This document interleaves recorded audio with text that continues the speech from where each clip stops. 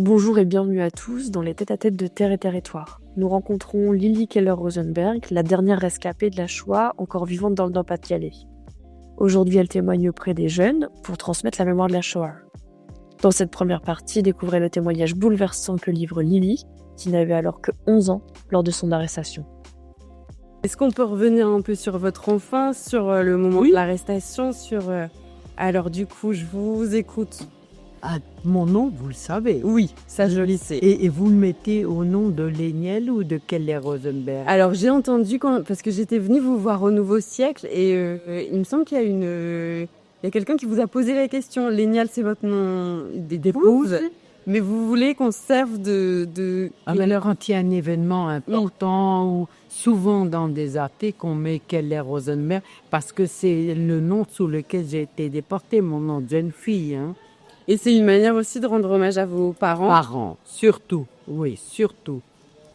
Ça parle plus pour moi. D'accord, donc je mettrai Keller Rosenberg. Ok. Alors, je suis née le 15 septembre 1932. Donc, j'ai encore 93 ans. Et donc, nous habitions Roubaix, avant-guerre. Bon, bien sûr, avant-guerre, quand j'avais, par exemple, 6, 7, 8 ans, vous savez, les enfants, j'allais à l'école publique. À l'époque, c'était pas mixte, hein. Il y avait l'école des filles et l'école des garçons. Nous étions une famille de 5 personnes. Il y avait papa, maman, les enfants. Donc, je suis l'aînée, Lily, née en 32, Robert, né en 33, et André, en 40. D'accord. Et nous allions donc dans cette école et c'était bien. On avait des petites amies, on ne se rendait pas encore compte de ce qui allait suivre. Bien que on voyait défiler dans la ville ces soldats, ces nazis. Et ça nous effrayait un peu. Ils étaient casqués, bottés, le fusil à l'épaule. Ça nous effrayait, bien sûr, nous les enfants. Mais, vous savez, les parents derrière venaient nous réconforter. On ne se rendait pas encore compte de ce qui allait arriver. Mais nous habitions dans tout proche de l'église Saint-Antoine. Donc, le curé de cette paroisse est venu trouver nos parents en 42. Et lui, il sentait tout ce qui allait arriver. Il était intelligent. Et donc, a conseillé à mes parents de nous cacher tous trois. Il savait que c'était grave, il fallait cacher les enfants. Et donc, nous avons été cachés dans sa propre famille. C'est quelque chose, je dis toujours quand je témoigne aux élèves, c'est quelque chose d'exceptionnel. Et nous étions bien chez ces gens qui nous donnaient de l'affection, on était bien, mais on ne voyait pas nos parents. On avait des étoiles, il fallait porter, il fallait pas prendre donc de risques, et ça nous manquait quelque part.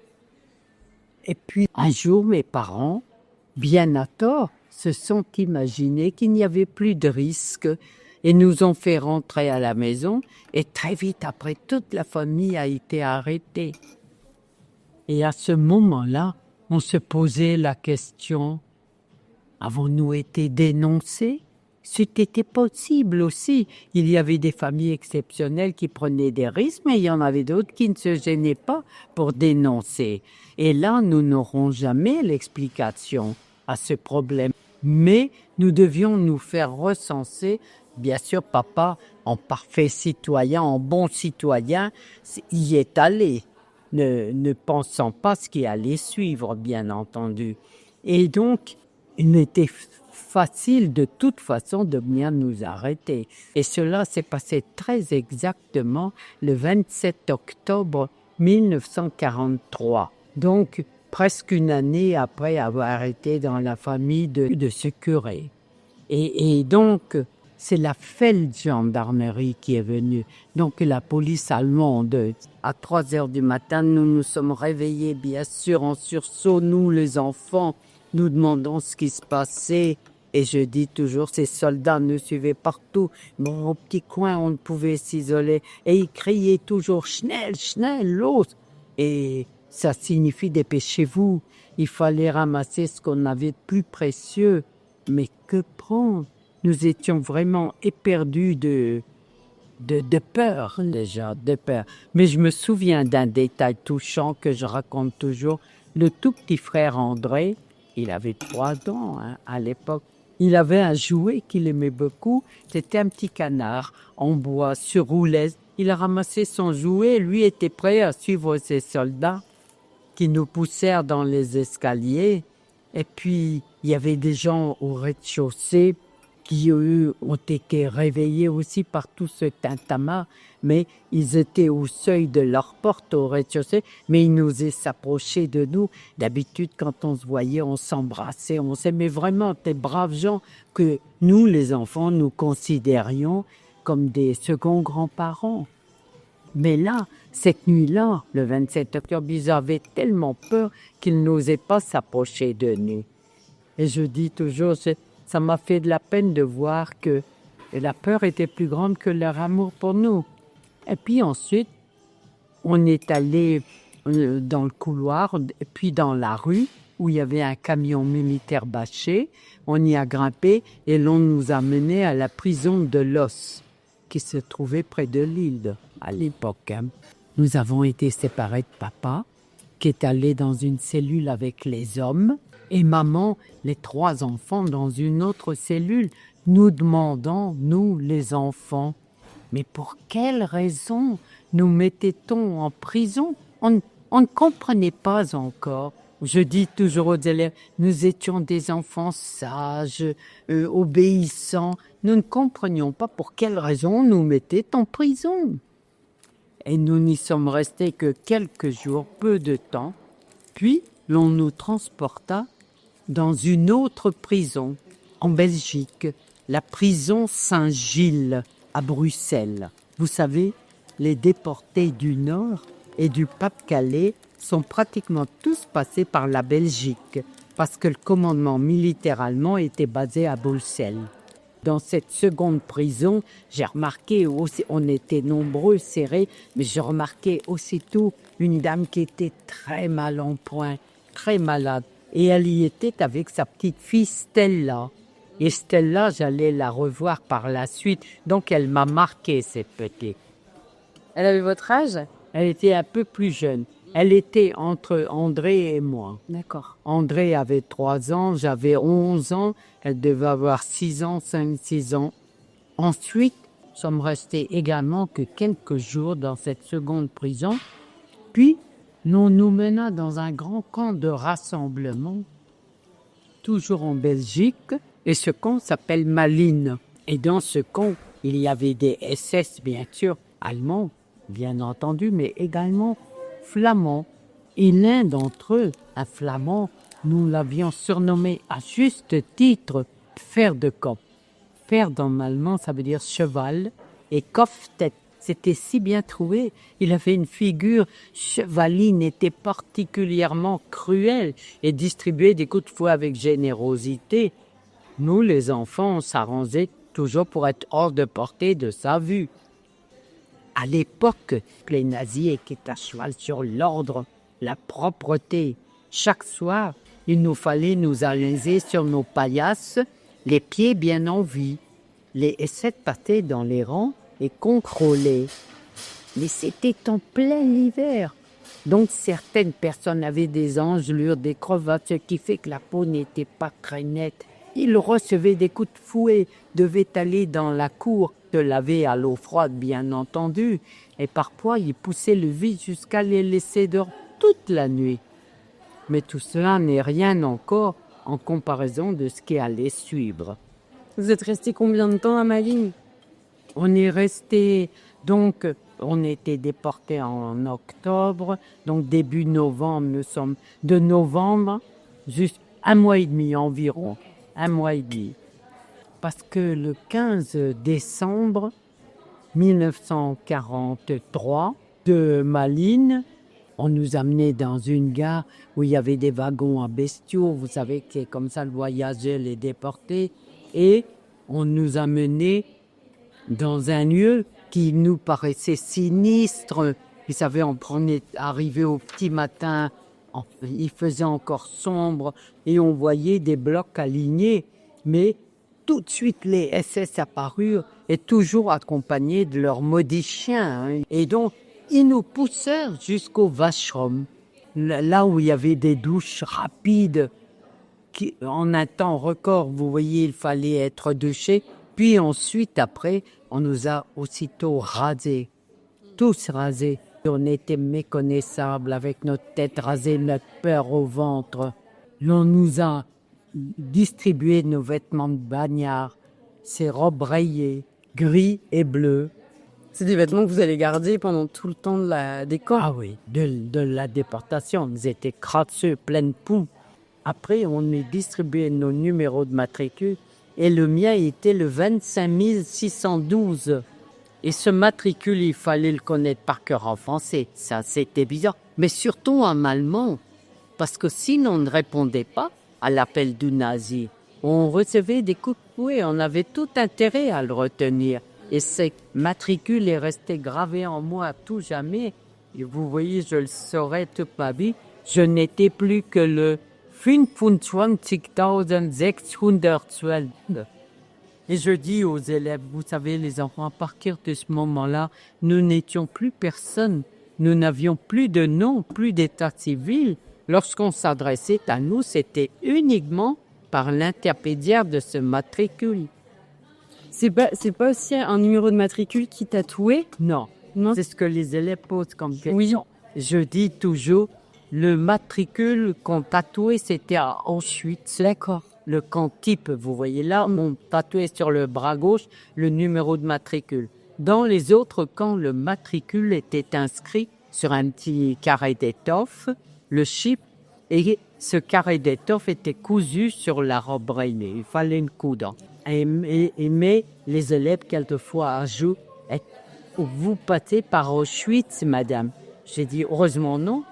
Si ça avait été le cas, je ne serais pas là aujourd'hui. » À Auschwitz, jusqu'à l'âge de 15 ans, lorsque arrivaient des enfants, ils allaient directement à la chambre à gaz, directement à la mort. Comme nous étions jeunes tous trois, si ça avait été Auschwitz, on ne serait pas là. Mais là, on arrive donc à Ravensbrück. Donc, il y a des blocs alignés, les SS et tout ça. Et on nous met dans un bloc de quarantaine. Vous savez, tous les déportés sont enfermés pendant la quarantaine. Et c'est angoissant parce que on entendait tous les bruits de l'extérieur, mais on ne savait pas à quoi les attribuer puisqu'on ne voyait rien. Donc, on était Vous ne saviez pas ce qui se passait. Et on ne savait pas, surtout nous, les enfants. Maman, pour éviter de nous faire peur, ne racontait pas. Mais votre maman, elle savait ce qui se passait dans ces camps? Ça se savait? Ça ne savait pas. On l'a appris sur place, hein, en y étant. Mais disons qu'elle a plus vite peut-être compris le danger. Pour nous, l'essentiel, c'était qu'elle soit avec nous. Et donc, après ces blocs de quarantaine, on nous a fait sortir du bloc et on nous a promenés un peu dans plusieurs blocs. Vous voyez, 2-3 jours par-ci, 2-3 jours par-là, pour enfin acquérir longuement au bloc 31. Et dans ce bloc 31, il y avait des Françaises, des Belges, des Hollandaises et quelques autres nationalités et quelques familles avec petits-enfants. Et donc, dans ce bloc, nous sommes restés longuement et nous, les enfants, nous subissions le sort des adultes. Tous les jours étaient semblables. La sirène retentissait à 3h30 du matin. C'était vraiment très tôt. Nous nous réveillons, nous, les enfants, les yeux embués de sommeil encore.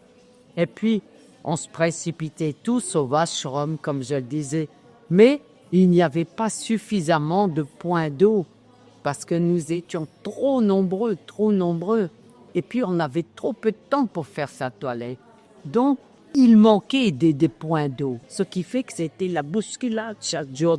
Et pour éviter cela, maman nous réveillait avant la sirène parce qu'elle tenait absolument à ce que nous fassions notre toilette.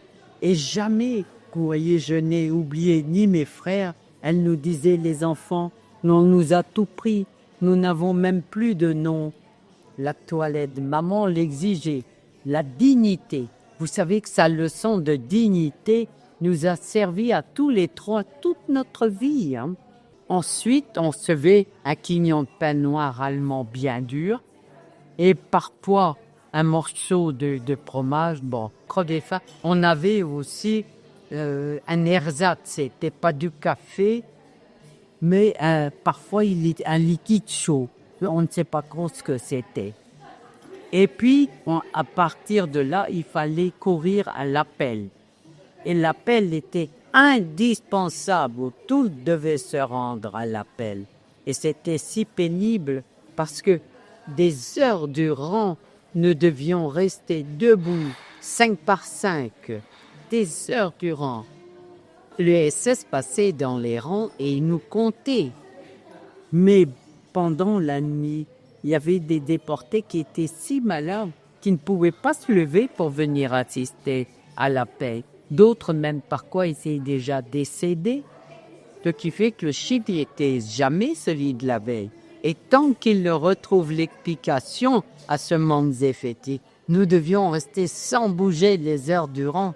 C'était affreux. Je revois encore certaines déportées, plus fatiguées, plus mal en point que d'autres, osaient mettre une jambe hors du rang.